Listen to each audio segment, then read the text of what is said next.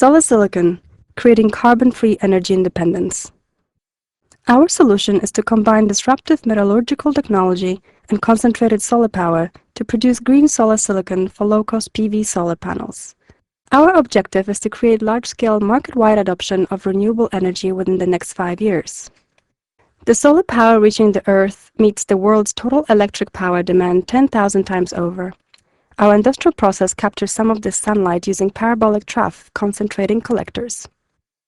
The reflected light in the form of solar heat is used to heat up molten salt using Solarsilicon advanced proprietary thermal receiver technology. Rather than heating up a conventional metal pipe, high-optic transparent quartz pipe is used to transfer the light, heating the molten salt directly, substantially reducing the radiation losses and improving the thermal efficiency of the receiver.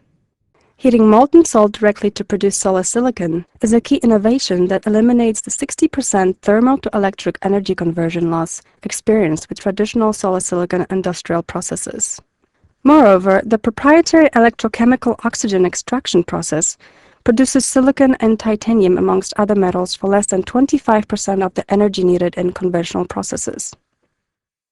To begin, metal silicon dioxide is extracted from the ground in the form of quartz, crushed and pressed into a preform. The next step is, the preform is introduced to a reduction vessel filled with heated molten salt provided by the concentrated solar collectors. The molten salt used is calcium chloride. It's the same salt that is spread on our icy roads during the winter. Even though the molten salt is not regarded as a pollutant, the salt is recycled. The temperature is held between 800 and 1000 degrees Celsius, and that contrasts with many conventional processes that need to melt silicon in excess of 2000 degrees Celsius before refining can take place. The lower temperatures and the shorter processing times that the ECO-X process requires obviously means considerably reduced energy requirements. The whole vessel is kept in an argon-rich atmosphere to avoid reoxidizing the silicon. The pellets form the cathode or negative electrode and a reduction vessel.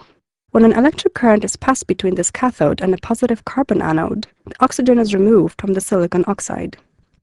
The oxygen passes through the salt in the vessel and reacts with the carbon anode to form only small amounts of carbon dioxide that is bubbled off, collected, compressed and broken down, leaving only the pure metal on the cathode. The next step is to remove the reduced or pure metal, but because the oxygen atoms have been extracted, it is in a sponge form. This step involves crushing the sponge into a powder and then washing out any remaining impurities. Then once the silicon has been dried, it's ready to be used. Using the example of titanium, the complexity of the ECO-X process over that of the complexity of Kroll is clear to see. With about 3 volts of electricity used for the electrochemical process at elevated temperatures, the bulk of the energy exiting the ECO-X process is recycled and kept in a thermal energy storage unit. With molten salt giving up less than 1% of its energy over 24 hours in a well-insulated tank, the excess energy after running the ECO-X process is generated to produce electricity at times where demand is highest to help recover capital and plant operating costs. Since the steam is generated from higher processing temperatures, the steam cycle is maintained at optimum efficiency, minimizing conversion losses.